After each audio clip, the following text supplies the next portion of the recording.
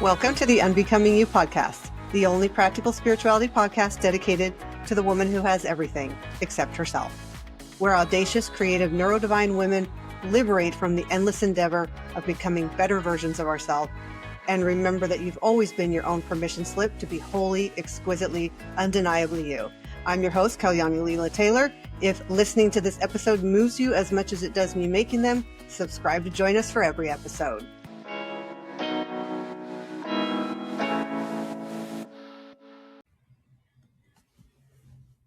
What if one of the most liberating spiritual practices available to you right now is simply looking, just up and around, at the extraordinary, unhurried, completely unbothered magnificence of life, doing her thing all around you, right now, without your permission and without your participation? And then, what if you let that be a mirror? What if the meaning and purpose you've been searching for and striving toward were already being reflected back to you in the breeze through the palms, the birds singing, the incredible color of a flower? What if nothing is missing from your life except your attention to it? What if the richness you're craving is already here, just waiting for you to notice it? Look a little closer. Listen a little longer. Let yourself be moved by something simple again. Hello, brilliant human, the woman who has everything except herself. I'm so delighted you're joining me for this episode.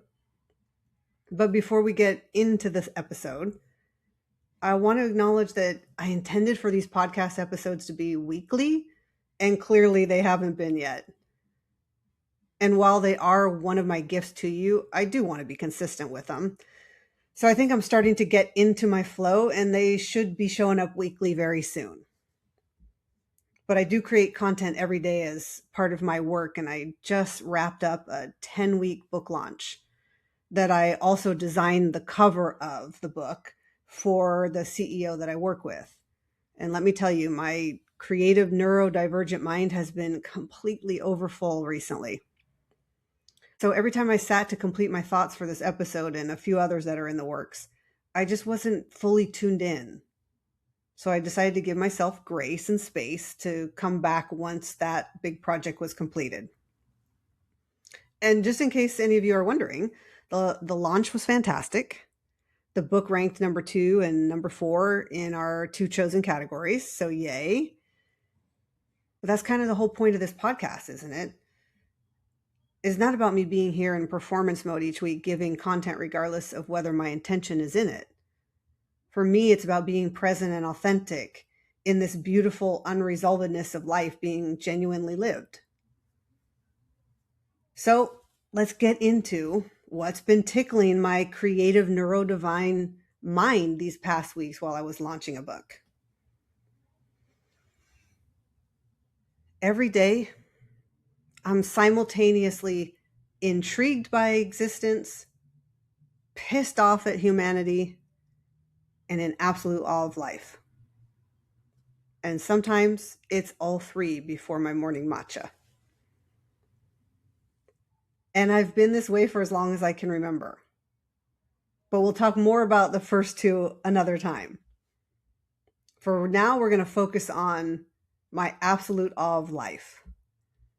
Because for more than 30 years, communing with nature on my walks has been less of a habit and more of devotion. It's a returning to something that I can't fully name, but I would be completely lost without. And there have been plenty of fancy designated trail walks with curated hiking experiences with the right gear and the right playlist over the decades.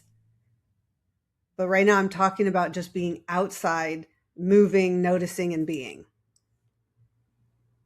And lately, on my walks through my Hollywood neighborhood, I'm not in a park or a trail. It's just my beautifully sweet neighborhood in Los Angeles, California, where the ordinary and the absolutely unhinged coexist in the most magnificent way. And I've been feeling something I want to talk about. something I think you might want to hear. And I'm also in the midst of coordinating a move from Hollywood to Portland, Oregon. And it might sound like a random aside, but stick with me, because that pull that I feel towards Portland right now is the same pull I feel every time I step outside and let nature do what she does. It's that pull toward more tranquility, regenerating, resilience, sustaining life. More of my life that's lived inside that rhythm of something ancient and unhurried, which for me ultimately is more of my true self. And that just feels right. But here's this false premise we've been living, that awe is found in extraordinary moments, rather than feeling extraordinary awe in the ordinary moments.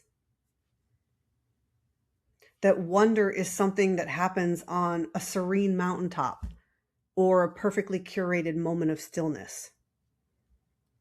Not on an ordinary Tuesday afternoon walk around the block in a city that smells simultaneously like sweet jasmine, ambition, and car exhaust. It's easy to think that the sacred lives somewhere out there, apart from who we are. Somewhere elevated, somewhere you have to go to experience or pay for to receive the healing of. And so we might find ourselves scrolling past our own lives, looking for and waiting for the awe to arrive. But this is what I know after 30 plus years of walking, witnessing, and worshiping with life. There's truly nothing more mysterious and magical than life. And at the same time, life is very precisely designed by what I call universal life force, God, cosmic energy, etc. You put your name on it. And she expresses herself through us as co-creators. We are not separate from her. We are her, in full and glorious expression of her, moving through the world in human form. And we're meant to witness life. So if you haven't been, that's the importance of this conversation that we're going to have.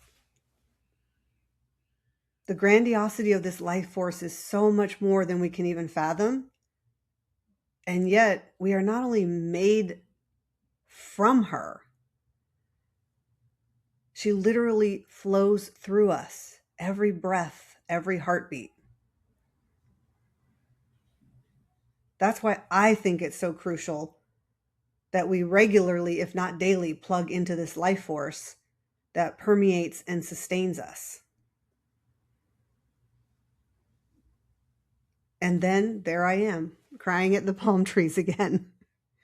And I'm not even joking about that. One of my most favorite sounds in the world is the breeze moving through the palm fronds. And when the wind picks up at a heavier speed, even better.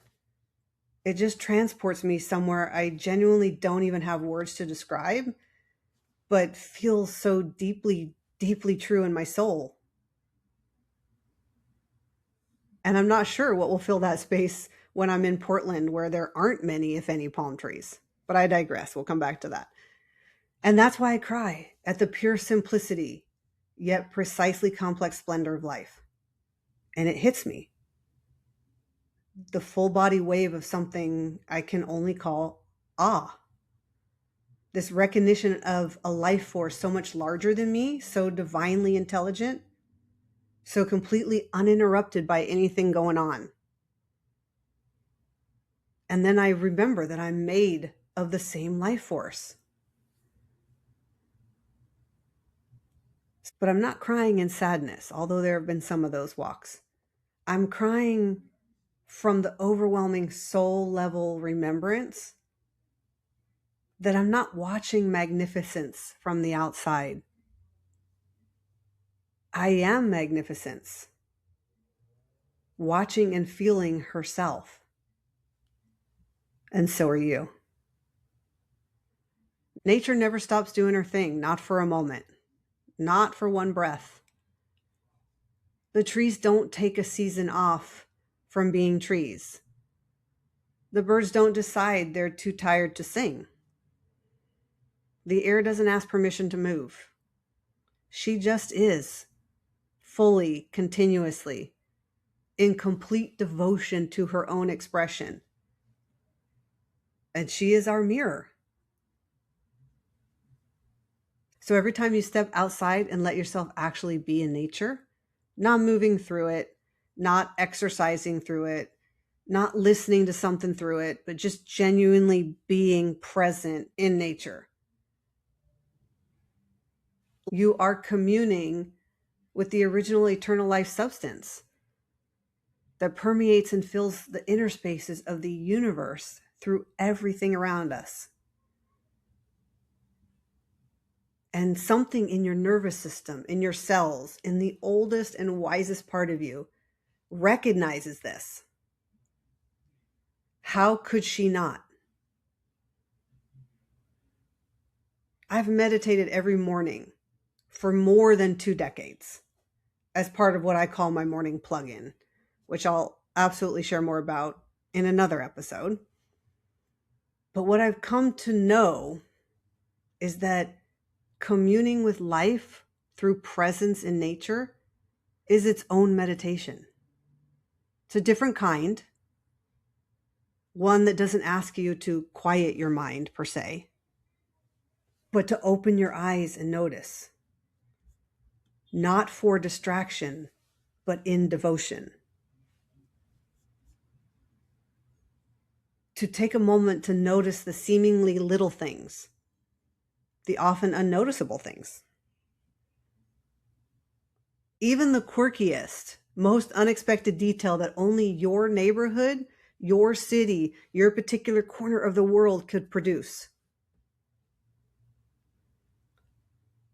Hermione and I, one of my kiddos, when we take our walks, we have this thing of taking photos that we call Giovanni photos, which is my other kiddo.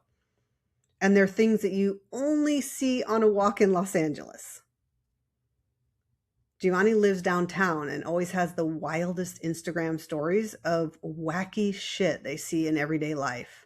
And for sure, the magnificent things that only life herself could imagine and create for us to see. And sometimes you can even take off your shoes. Let your feet get grounded with the earth's energy and just breathe.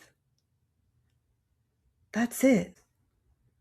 Returning over and over to the recognition that you are not separate from what you are witnessing. You are it, and it is you. And that remembrance, that daily devotion to seeing the sacred in life and in yourself, that's everything. That's the extraordinary in the ordinary. And it's why I created the Mirror of Magnificence meditation that's inside the Burn Journal micro experience. And if you haven't gotten that for yourself, there'll be a link in the description for it. Because from remembrance, we return to our reverence. Because awe is your soul-sourced recognition of life's wonder. And your reminder that you are designed of the same magnificence. Not as a concept, but as a lived, walked, felt, and wept over truth. So here's your love note, brilliant being. Observe yourself through life. Go outside to commune with life. Not to get your steps in or listen to a podcast or reset your nervous system, although honestly, all of that will happen anyway. Go outside to witness, to be witnessed back, to let the breeze remind you that you are alive and that life is doing something breathtaking around, in, and through you. Let a flower stop you completely in your tracks and remind you that beauty doesn't justify herself. She just is, fully without apology. And then I invite you to let it mirror you back to yourself. Because you are not behind the life that's happening around you. You are not separate from the magnificence moving through every living being. You are the same life force in full expression, walking through your neighborhood on an ordinary afternoon. And that's not ordinary at all. That's extraordinary. That's sacred. And life has been reflecting that back to you patiently and magnificently for as long as you've been alive. It's time to let yourself be seen and felt in that mirror. The mirror that reminds us about the gift of life that we are to life just as we are.